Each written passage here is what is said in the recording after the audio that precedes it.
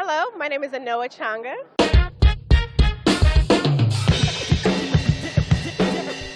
The Way with Anoa.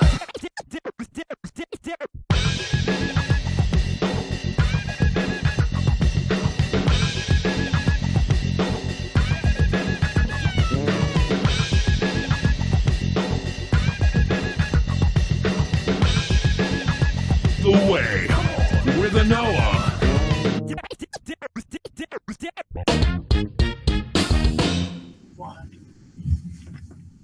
Happy New Year! Yay! Thank you so much for joining me on this edition of The Way with Noah. Welcome to 2017. Welcome to the other side, right? Here we are. Thank you to everyone who has been liking, subscribing, everyone who comes over from Ben's channel and checks in. Those of you who have found my channel and check in and watch there as well. If you happen to see the stream live on Facebook, because we're doing that now too, so much going on here with Progressive Army.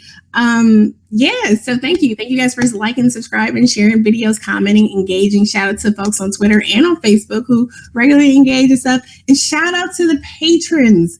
Yo, y'all are like starting me to get me up to like real level status here. Appreciate you so much. Pretty soon I'll be able to break my producer off something monthly once we finish paying all the different monthly fees and upgrading equipment and things like that. But you guys are awesome. So I had 3 new patrons this week that I just want to shout out, because I think the last ones I shouted out last week were Natalie and Katie, and I think it was Sarah and a couple other people. So thank you everybody from last week's batch. This past week we had Rachel W, James, and Max. Max is such a good name. I have a Max in my life. He's awesome. He's 13. He thinks he knows everything, but but it's all good. Happy New Year. Yeah. So one of the things I was just thinking about, like going into this new year, I know like everyone's like, oh my God, but not everyone. A lot of us have been like 2016 was such a crap year. Oh my God, shitstorm, so much happened, blah, blah, blah. I stumbled upon something over Christmas when I was visiting my mom down in Florida. She was talking to me about doing a 10-year plan. And I feel like I'm kind of behind the 8 ball because she did her first 10-year plan when she was like 27, right? I'm 35, haven't done my 10-year plan yet. Life is wild when you're raising kids and trying to work and live and breathe, right, guys? So, but anyway, when she showed me and my brothers her first 10-year plan that she did. And it was very simple. Just, kind of like goalposts for herself in various categories. And I was like, oh, that's cool. So I don't know how I stumbled upon it, but I stumbled upon this article about doing a mind map for 2017.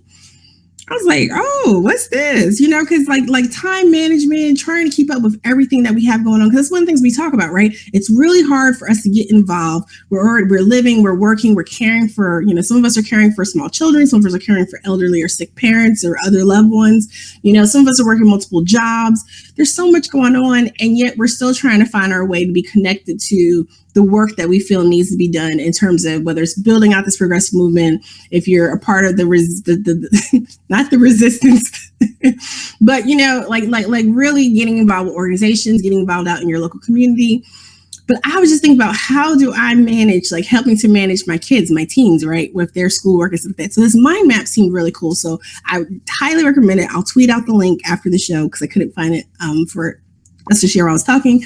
But like it was a very cool exercise that I sat down and did with my sister who's in college, my daughter who's in high school. And I'm actually not finished with mine yet because I'm so busy like looking at what they did. But like basically, you have your 2017 in the middle, whatever, and you kind of like with spokes, like bicycle spokes, put different issues or categories or areas of development or improvement or things you want to do. And it just kind of helps serve as a guidepost. And I think that whether you do it for personal reasons, professional reasons, you can do like just a big general one for your life and have professional, personal, health, faith, things like that. Or you can even do it for the work that you're involved in with your organization or organization you're starting or whatever the case may be. I just thought it was just so great to get it on paper. Again, I'm trying to finish mine so I can catch up because the girls did a really good job with it. We just got some poster board and we got a little silly with it, some cool colored Sharpies and stuff. And it was a great, just little activity for us to do when we were off this past weekend. And I really feel like I have a sense of clarity that maybe I didn't have, previous years. I was like, I'm not going to waste my time doing resolutions and things like that. I'm just going to I'm just going to just do this. I'm just going to set the guideposts and just try to have these guiding my life. And I think the same thing can be said for the work that we're doing, in terms of everything that's going on, whether it's us here at Progressive Army, this is what we're trying to do. And so I just wanted to share that. The other very cool thing that I wanted to share, shout out to everybody that gave me show suggestions, right, to binge watch while I was sick over the past couple of weeks. I had asthma flare up, been sick off and on, medication, just back and forth. Finally on the mend. Fingers crossed that with this funky kind of sort of winter weather we get down here in the South, I don't get something else. But anyway, shout out to everybody. So I wanted to share my little list of new shows I found. Found Black Mirror is interesting. If you want something that's light, don't watch Black Mirror. But it was very cool.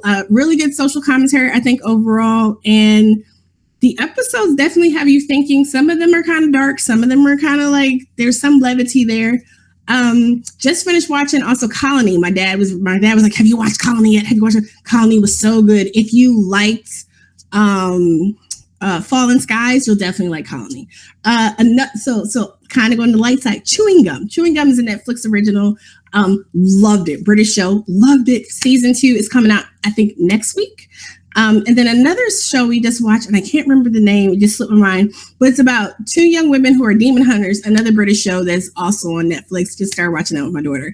So a lot of good stuff going on. And we started rewatching Some Girls, which is on Hulu, which was really, really awesome. You probably can find everything digital someplace or whatever. But I just want to share this, just kind of keep it light, because they're really, it's okay to unwind. It's okay to decompress. It's okay to take a step back and say, I'm just going to sit here. It's so rare when we actually have those moments to do so. So relish them when you can. Now to kind of the real stuff that's been going on, right? Like, we have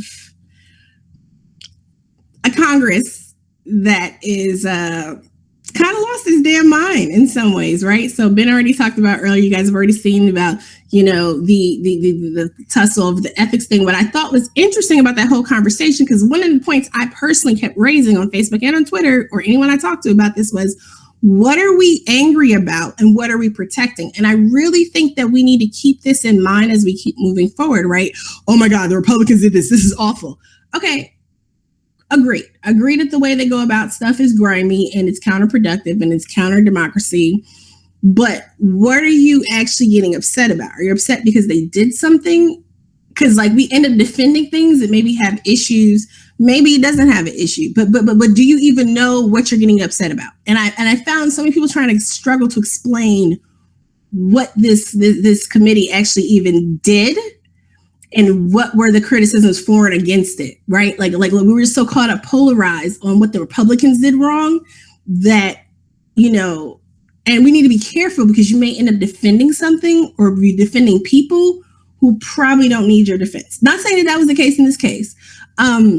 What I thought was really, really awesome out of all of this, despite my own little, I can be a contrarian at times, but despite all that, what I thought was really good though, was people like Zephyr Teachout, others were encouraging people to call to express, their displeasure. And I really do think I agree with this though, because the way the decision-making process occurred and what was done was not okay. But as we've seen, I myself dug it up. Other people have tweeted out today. I tweeted it out yesterday because I was ahead of them because they suck. But anyway, Democrats, including some members of the CBC themselves in 2010, 2 years after the committee was formed, themselves had issues with the committee. They raised some concerns about kind of the scope and range of the power. So this wasn't just a one-sided thing. There have been issues with it before now, but it was really the method in which the Republicans went about making, the decision to do what they did. I think that was really problematic. But shout out to Zephyr Teachout, because one of the points that she stressed, I saw there was a post from her on Facebook earlier that I thought was really awesome, when she said kudos to everyone that called in. People are like, oh, Trump stepped in and told the House Republicans not to do that. I think the Republicans were more worried about the people who were calling their offices. So kudos to everyone who's calling the DC offices, calling your local offices.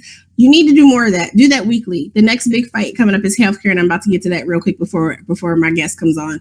But we need to do more of that, because as we've seen, there was that whole long tweet stream. It's a Storyfy. It's a Medium post, I think, about that calls that they respond most to calls, and if that's all you can do is make a short call. Hi, my name is. Please do. I'm in your district. Please do not do this, because you will be removed. Because remember, the House is up. This is 2017.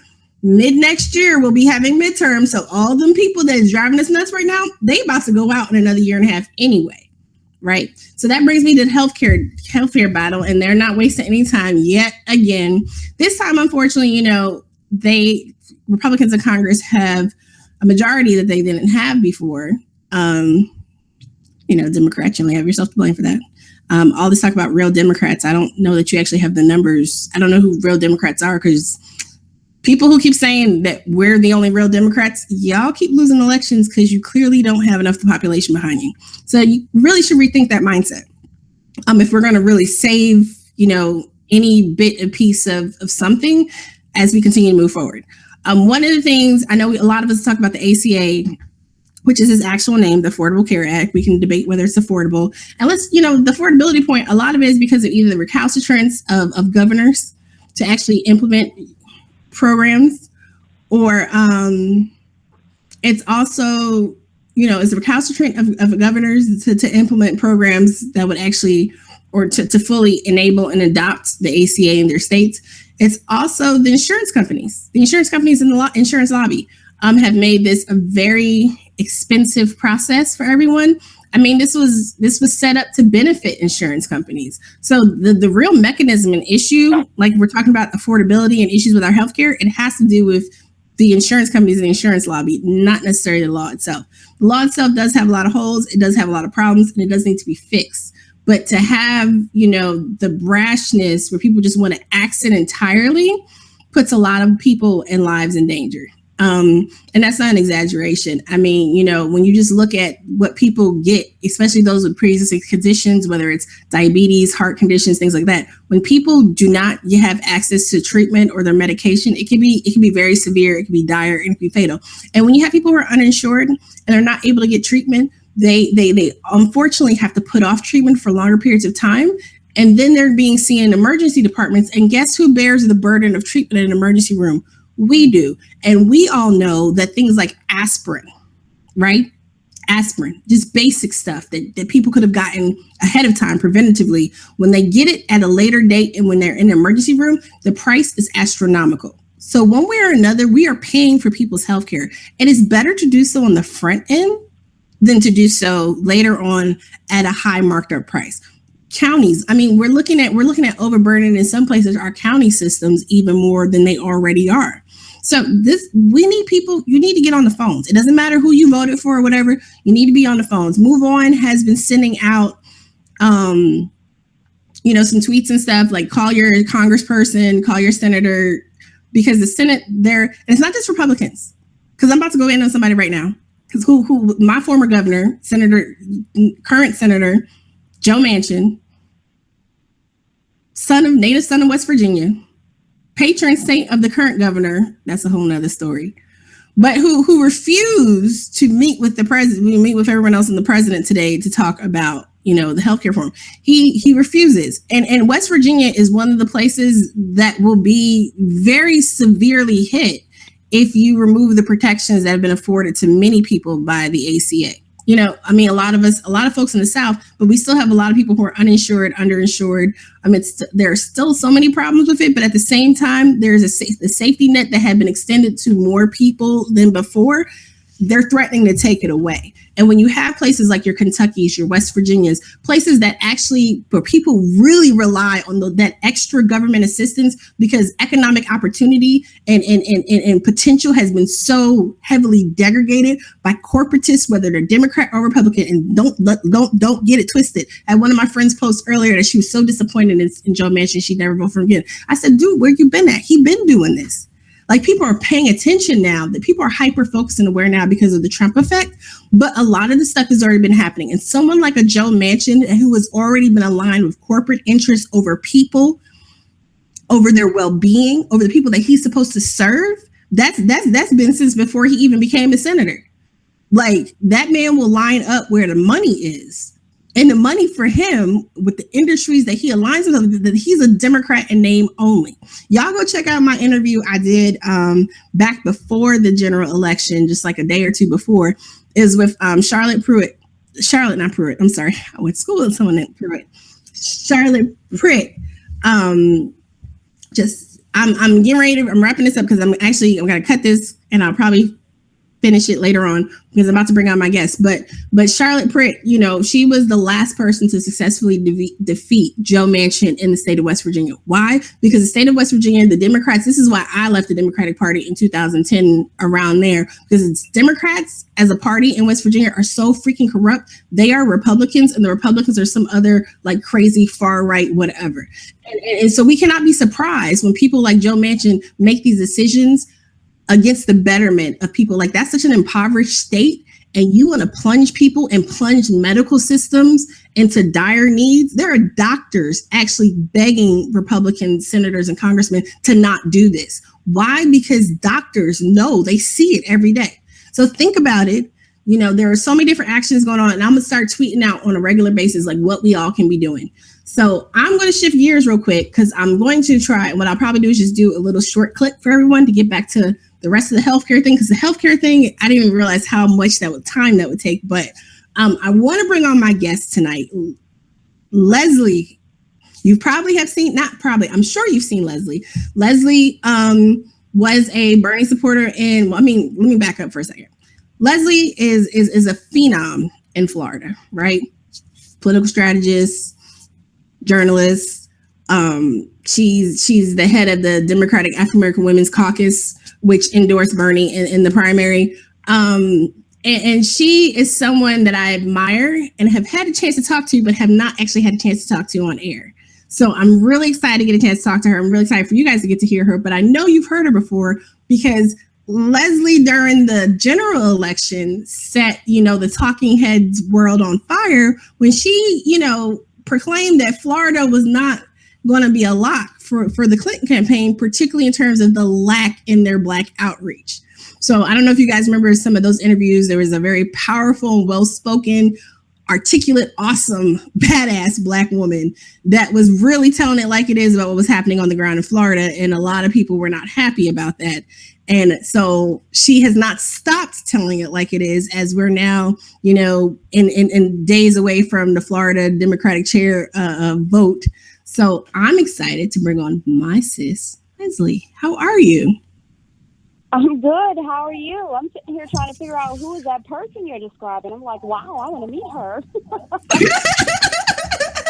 Well, I mean, you are her. Like I told you, like you are phenomenal. I love the writing you're doing, you know, and all your work and encouragement in trying to make sure that not just Black voices are heard or Black women's voices are heard, but that the voice of the people are being heard, you know, at the state and local level in Florida. You know, Florida has been such an important state for, you know, when we talk about the vote at the national level, but really looking at what you're doing on a state and local level is powerful. And I appreciate you so much for everything that you're doing. Well, first of all, thank you for having me on. I appreciate everything that you do because you're phenomenal yourself. I am a firm believer that when Black women succeed, we all succeed. And I know you've heard that before, but I live that. We have a history of taking care of everybody, sometimes before we, or most times before we take care of ourselves.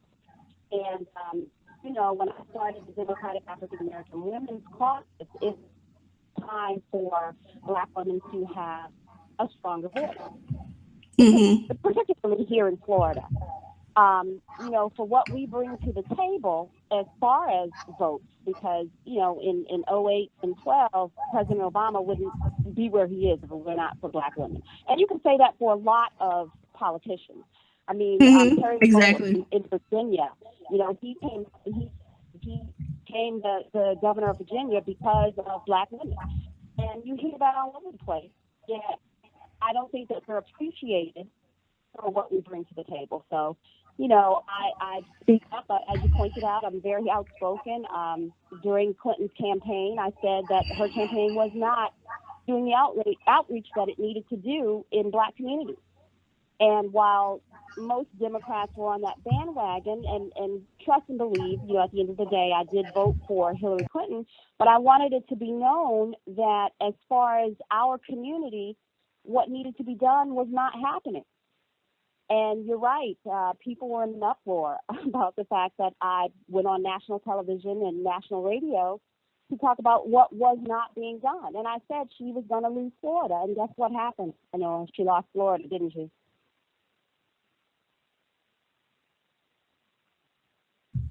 Yeah, like when I saw you, I was like, whoa, like, so I wanted to just like you've been writing. I mean, well, let me back up for a second. Like what you had to say during the primary was so crucial, and it just seemed like nobody was willing to listen.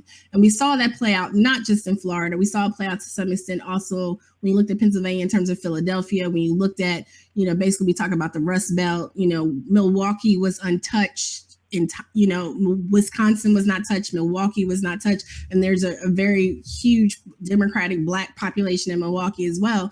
Like, what is your just thinking about the Democratic Party? And you just wrote a piece that just dropped earlier today. It's the Democratic Party, but is it really inclusive? So, like, can you just talk to me a little bit about that piece and like what are your thoughts kind of coming out of this election cycle, and then looking forward? Well, when I wrote that, I wrote it because in the Democratic Party, we always say that we're the big tent party, and we are to a certain extent. But when it comes to people of color, we're generally told that we cannot run for an elected office except in areas or districts that are with people predominantly of color. When you look around, you don't see very many Black people representing anyone other than other Black people. And to ask the question, why is that? Because you will go and you will see non-Black people representing minority areas, representing Black areas, no problem. But the minute a Black person steps outside of what is considered their lane, then there's this uproar. And when I was writing that piece, it was because of the piece prior that you also saw. People are really, really upset about my voice in Florida. And I won't say it's everybody because it's not, but you have a certain group of Democrats who love the status quo. And they feel like me speaking about what is happening in the Black community or what is not happening in the Black community. And what I mean by that is we're not getting the respect that we deserve. I mean, we have been the most loyal voting bloc for Democrats, since we were brought here, basically, since we were able to vote. And yet we get nothing. They don't court our vote, they expect it. And that has to stop. It's what I call plantation politics. It's considered that, you're going to vote Democrat no matter what, whether we address your issues, whether we do anything for your issues or not, you're going to vote Democrat. And we have to stand up and we have to say, no, it's not going to happen that way. We have issues in our education system. We have issues in criminal justice.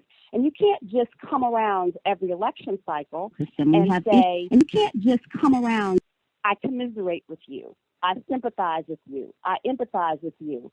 And then I'll be back next time I want your vote. And that's what happens. So when I was writing that piece, I said, if we're really inclusive, then we should be able to go into any Democratic district, regardless of what we look like, and be able to compete. And that doesn't happen. And the example that I used was Senator Dwight Bullard. And as you know, he's running for FDP chair, and you have a certain segment of the Democratic Party here in Florida that they do not want him to be the chair of the party. Let's just put it straight out there. They do not want him to be the chair of the party. And one of the things that they criticized him for was he lost his district. It was Senate District 40. And there was redistricting that happened, and it made the district predominantly Hispanic as opposed to what his district was before, which was predominantly African American. Now, in the district, what his critics, what they said was Hillary Clinton won that district overwhelmingly, which she did. And yet, Dwight Bullard lost, I think it was by almost 10 points. And he lost it to a Republican. And it wasn't just an ordinary Republican, Anoa. It was a Republican who was very, I mean, he's almost like a Tea Party Republican. It actually wasn't even almost. He is very extreme. So you cannot tell me that the voters in this Democratic district identified with this extreme right-wing Republican more so than this Democrat who has fought for every issue that Democrats say that they hold near and dear. You can't tell me that. So there has to be something else. And that something else is we're not really as inclusive as we like people to believe. One of the things that they did not like that I said when I went on national television is, yes, you have racism in the Republican Party, but you have racism in the Democratic Party as well. And we get it, and we get it all the time, and yet we're not supposed to speak about it. Well, then here you have me, this black woman Democrat, who is speaking about it and is speaking loudly about it. And what's really, really upsetting them is one of the platforms is a conservative media outlet. And they just feel like there's no way I'm supposed to be on this conservative media outlet saying whatever it is that I say. But, you know, my philosophy is this. The truth is the truth no matter whose mouth it comes out of and no matter where it comes from. And what the truth is the African-American vote has been taken for granted by the Democratic Party for a very long time, and that has to stop.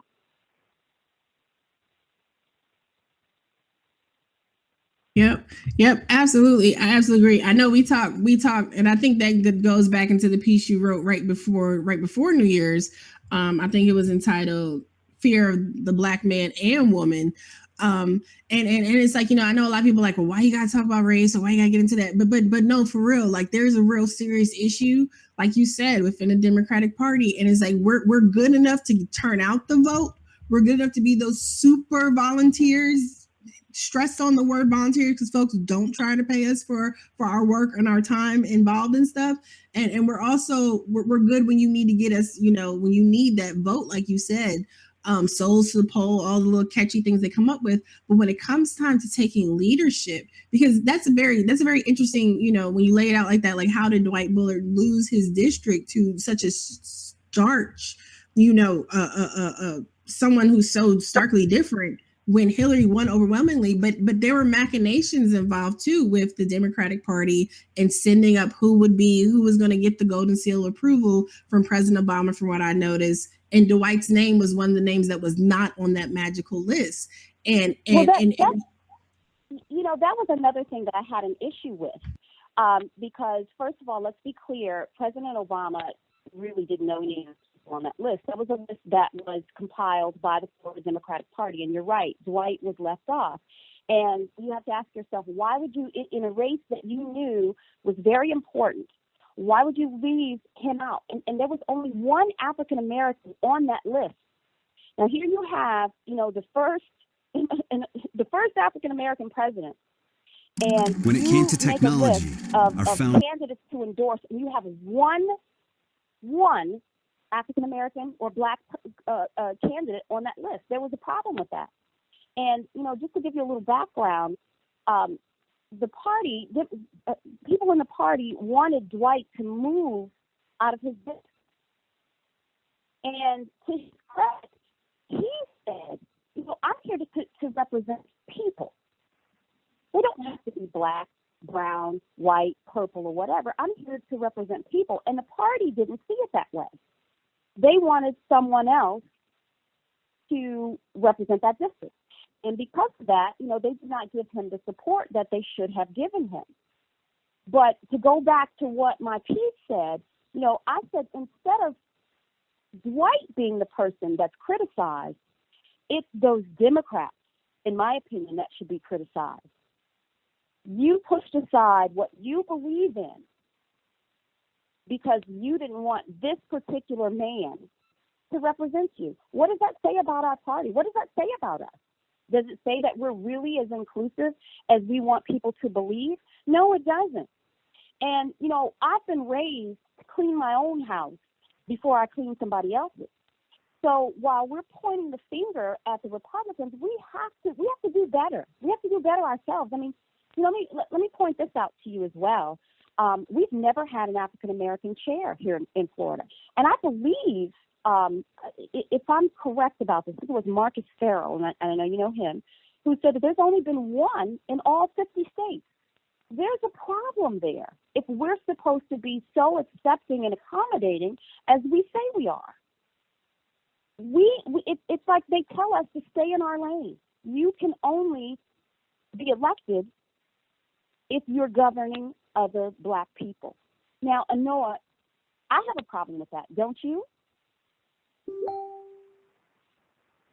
Absolutely. Marcus just posted something. Trying to think of what city it is in Arizona because my mind just went blank. But he just posted yesterday, I think it was, with the first Black woman mayor of. I'm trying to think of what city it is. It'll come to me. But he was just saying, yeah. So tell me what I guess that demographic argument fails. I mean, like you just said, if it's a good person with good policies and they're qualified for the job, why wouldn't we put them forward regardless of who's in the district, right? And I absolutely agree with what you're saying. I mean, but we've seen this happening. We've seen this happening time and time again. Because even when we look at the 2008 race for President Obama, how he was being told, oh, he needs to wait his turn. Oh, you know, it's not your time. Da, da, da, da. I mean, we need to be able to really develop a truly robust crop of candidates. Just talk about whether it's our state and local elections, whether we're talking about, you know, congressional or even presidential election going forward. We got to make sure we're actually supporting everyone, right? We can't have the best possible candidate if you're not choosing from all your potential candidates. If you're excluding people, and like you just said, you know, you're saying that because I don't want this person to represent me, not because they're not a good person, not because they haven't done a good job, not because they wouldn't do a good job, because I don't like them, because I don't like them because I have this one issue over here, because that's the elephant in the room for a lot of this stuff, whether it's happening in Florida, whether it's the conversation that's happening to some extent around Keith Ellison nationally. There is a certain population. It's not just, you know, the Democratic Party not appreciating Black people. There's a certain segment of donors and people who have certain allegiances, not to this country, but to another country and another, you know, and other politics that dictates who is worthy and who is allowed to run for office and who isn't. And it seems like there's an unfair litmus test that is often held against Black officials when they're trying to get into office, that you can find similar concerns or issues with maybe white people who run for office, and that same issue is not raised up. And I'm talking about, you know, the issue with Israel and support for Palestine and that whole we as Democrats, like you said, as a big tent party, even if we don't all agree on how that situation should be resolved, the fact that there is a faction within the Democratic Party that no matter whatever else is happening, that one issue shuts everything else down, that's a problem. And the party cannot continue to actually operate productively in that manner, because then you're just being Republican-like or Republican-ish. Well, you know what? I wrote a piece, and I don't want to keep harping on. Well, yes, I do, because I'm very supportive of Dwight Bullard. I wrote a piece called "The Lynching of Dwight Bullard," and the reason I did that was because that same segment that you're talking about was threatening to withdraw their financial support from the Florida Democratic Party if he became chair. And what I pointed out to them was this. Hillary Clinton raised gobs of money. She outraised Donald Trump by a lot. And yet she is in the woods taking selfies, and he's getting ready to become the 45th president of the United States. So what I pointed out to the main person who was saying, hey, you know, I raised $1 million for Hillary Clinton in Florida, and I'm not going to do this, that, and the other. I said, well, okay, you raised $1 million, but we didn't, her African-American percentages were not as high as Barack Obama's in 2008 and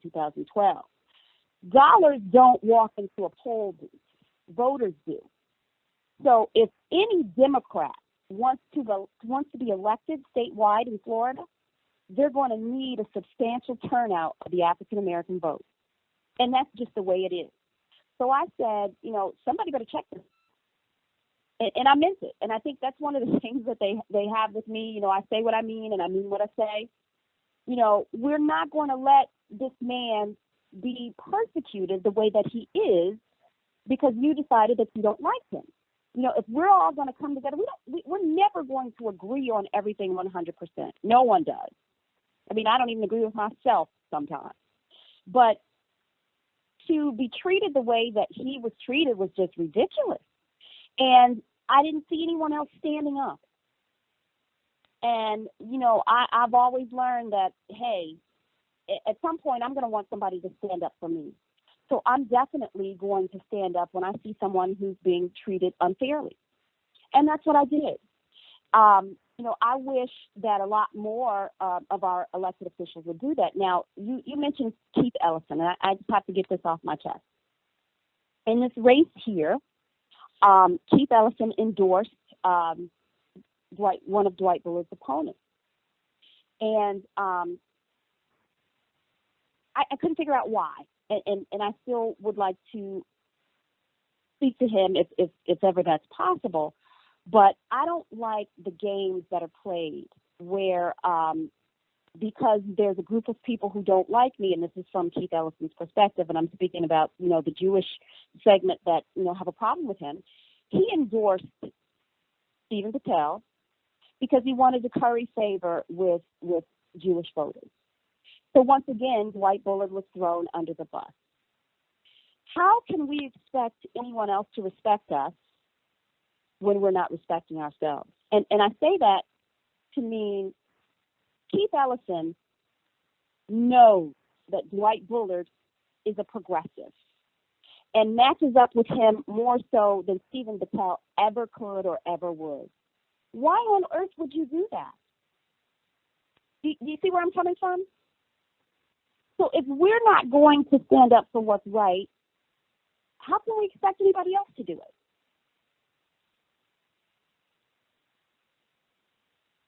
I mean, sis, you right on point. If we not going to stand up, I mean, even though I'm not even going to pretend like I actually celebrate Kwanzaa all the way, but thinking about the principles, Kujichagulia, self-determination, defining ourselves, for ourselves, by ourselves. If we're not even able to do it ourselves, how can we ever expect anyone else to do it, for us? Something else you were talking about, we were just talking about how, just the internal fight, the internal struggle, it seems like not just for progressives as a whole, but being progressive, like progressive while black, driving while black, progressive while black. It seems to be such a struggle internally when we're talking about this left, because either you're not progressive enough because you're not adhering to this purity politics that certain progressive individuals or groups, say you have to be progressive, or you're not black enough because you're talking about these issues that aren't these issues that are the bread and butter, traditional black political issues that we talk about. And so, with you and your organization, you were a Bernie Sanders supporter and have been, in this space as well. Like, how do you see us being able to continue to build like our voice and power, right, within this quote unquote progressive movement as we move forward and try to resist Trump and all the other stuff? But also, not just within our space in terms of, being black progressives, but just as a whole. Like, I just love the way you charge forward. And I just was wondering, like how do you see our ability just in this space to continue to grow and exercise our voice and reason and influence? We have to start looking at issues. And, one size doesn't fit all. And for us as a community, we really have to start looking at issues, because some things don't affect us the same way that it affects other communities. Take, for instance, the restoration of felons' rights. That's something that's very important to us, but it's not really important, although it should be. It's not really important to other people.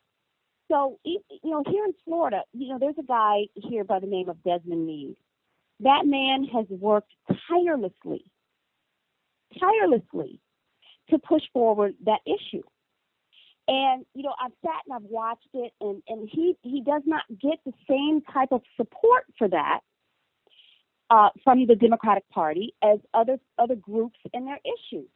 So, for Black people, we have to start looking at our issues more than the party. And I know that sounds bad to some people, but we have to start saying to these elected officials, if you are not going to address my issue, the issue that is important to me, you're not going to get my vote. We have to stop giving our votes for nothing. I mean, you see these people courting, other people's votes, and because we have, and I have to say this, Noah, we are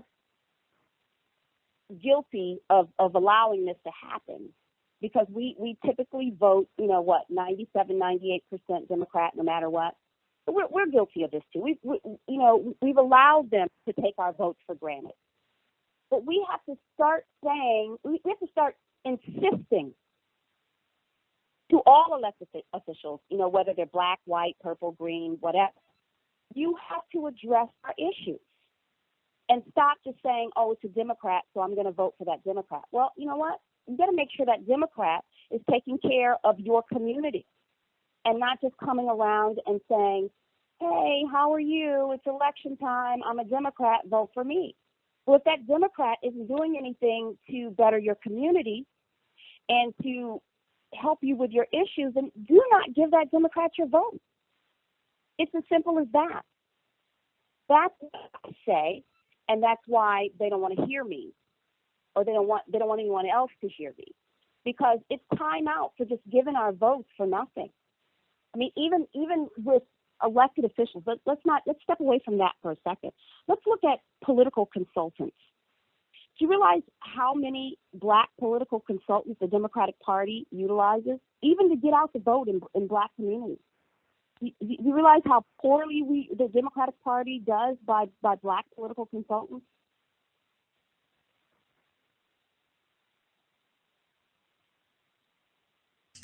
Sorry, I muted myself. Yeah, I mean, you come on. Like, I'm just gonna let you continue because you on a roll there. Like, all I can do is just nod my head. Like, yep, yeah. I mean, like, I think there was a study that was done a few years ago, and I think Donna Brazile was quoted in an article talking about it. They spent like 2%. And when you look at a community of a voting bloc that gives you 97, 98% of their vote, and you only spend 2% on Black political consultants, there's a problem there. And when I was saying what I was saying during the general election about the Clinton campaign not doing proper outreach, well, you can't come around 2-3 weeks before it's time for a general election and just say, hey, today, souls to the polls, let's go vote, when you're not actually, first of all, you're not that likable of a candidate to begin with.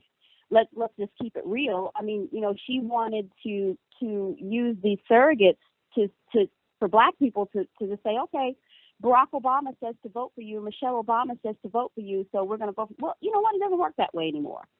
Because, we remembered some of the things that Barack and Michelle Obama said about her in 2008. So, that part didn't work. And what I was saying was she needed to get into the community and really plead her case, because we were not feeling her.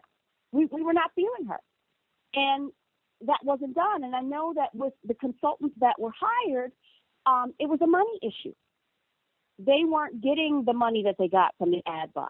They wouldn't have gotten that from actually getting into the Black communities and really trying to get Black people to feel Hillary Clinton. I mean, people were saying, hey, I'm going to vote, but I'm not going to vote for president because I don't want Hillary or Donald. And instead of trying to actually do something, she had in Liberty City in near Miami, they had Pusha T come. First of all, he didn't even perform. All he did was introduce Tim Kaine. Yet J-Lo performed in Miami. Now, Isn't something wrong with that? Yeah, like well, that was something we were talking about too. I think Pharrell did a get out the vote something in North Carolina. One of my cousins said in pajama pants. Did not he just I think he showed up and was like get out the vote and they were upset because they were like he didn't even have the nerve to put on real pants to talk to us. You know what? When they saw that they were really in trouble, and then in Ohio brought out Beyonce and let me tell you what's going to happen. People are going to go to that concert. They're going to have a funky good time and then go home. And guess what? She lost Ohio, didn't she? I mean, and let's talk about the fact that she didn't even go to Wisconsin. And I was told that, it was the same type of situation in Philadelphia. They were not engaging the community because they just assumed that Black people were just going to vote for her just because. And we have to stop allowing our votes to be taken for granted like that. That's just the bottom line. We have to do that. And we have to start speaking up and start speaking out. What the things that I say and know, they're not new. And I'm not the first one to have said it. Just more people need to do it. And we need to, our words have to have consequences and we have to have follow through. And I always say that too. I love the 60s and the civil rights movements back then because they had follow through. And that's what we have to have nowadays. I mean, I see a lack of follow through, Yeah, I absolutely agree. And you're right. We do have to speak up. We have to continue not just sharing our stories and our experiences, but actually helping to use our voices to drive and move work forward to get people engaged. That's why I do appreciate the writing that you're doing. I know you get some flack from some other, what they say, legacy journalists, the code language they're using down there about you. Yeah. But you're bringing a perspective that isn't really being shared anywhere else, at least in the Sunshine State and possibly, in certain other pockets of the South.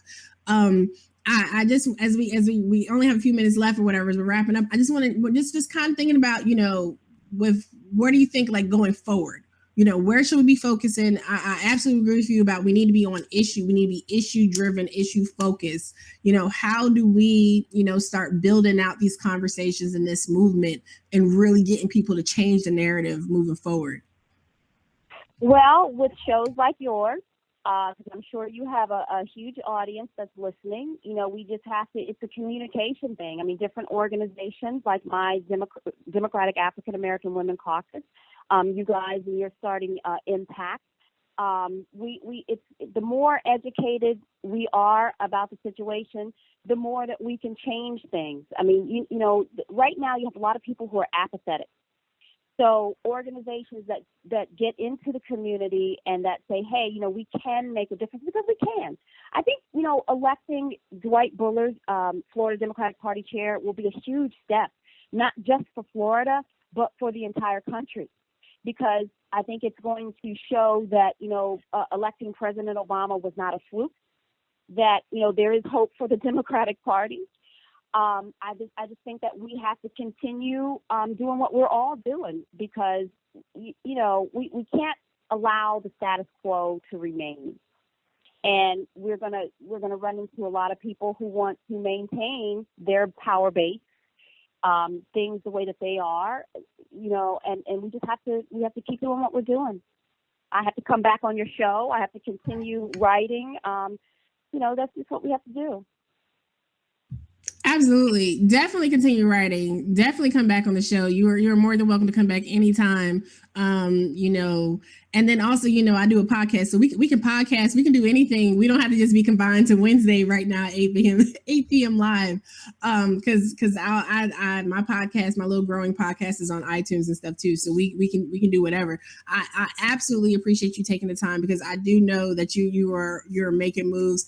What's next with Democratic African American Women's Caucus? What are you guys working on locally? Well, we actually do candidate training sessions. Okay. And right now we're working. Right now we actually did one. We had Nina Turner, we had Lena Taylor, We had Willie Gary. We're working on our next one, and we're putting together the list of people that we're going to have down. People have made some great suggestions, but we're just going to do our events and continue to try to make our community aware. And actually, let me point out too that the DAAWC does have members that are, we aren't just limited to African American women. We have members of all walks of life because, true people who are aware do realize that, like I said earlier, once Black women succeed, everybody succeeds because we take care of everybody. We're just going to continue working and focusing on getting out the vote and getting Black women elected, getting great candidates elected, not just necessarily Black women, and doing our thing. Awesome. Well, I appreciate you so much, sis, for taking the time. Again, anytime we can hop on and chop it up. Got a new article out. You guys go check out. And if I send you guys to somebody on Twitter, don't be harassing them. Like, it's one thing if you disagree with someone, but don't be abusive on Twitter. And if y'all see people messing with my girl, definitely, because they be trying to come for her. Because she's strong, proud, beautiful Black woman handling business down in Florida, and it's really some nastiness that has come her way as of late. But sis, again, I appreciate you, and we're gonna pin it there. Definitely check her out on Twitter. I have your tweets. I have your Twitter. Women on the Move 1. Women on the Move 1 on Twitter. This is the way with Anoa. Appreciate all the Patreons. If you're feeling in a given mood, you got $1, got a $2, because I'm about to start new Patreon only content like Ben does. Tea time with Nunu. You guys can join me for a little bit of tea. I'm getting ready to get out of here because Ben is getting ready to come behind me. But I just want to say, Leslie gave us a lot to think about, and definitely we need to be focus on the issues. We need to be issue driven, and we actually need to be at the local level, working in the community, talking with people, building and listening, not just to respond, listening to understand and listening to build, right? That's what we need to be doing. We're going to start, collecting information, sharing information about things that are going on as best we can with you. Check out Occupy Inauguration. Oh yeah, that's right. Progressive Army. We're trying to deploy the Progressive Army at the inauguration for to cover the resistance live. And we have a GoFundMe set up to try. I'm down here in Atlanta. We got Ben. We got Michael Salomon. We got an all-star crew trying to come together to provide coverage. We're gonna hopefully meet up with some folks like Michael Tracy. Hopefully Tim Black. Connect with our near and dear friends from afar to bring you really excellent coverage like we did during the DNC. So that is the way for Anoa, the way with Anoa for this evening. I appreciate you so much. Leslie, thank you so much for joining me. And we're out. Thank you for having me.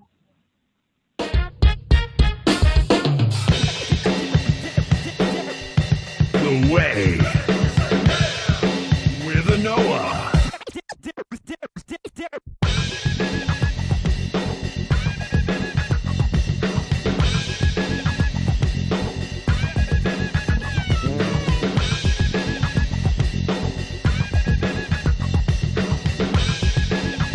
The Way with Anoa.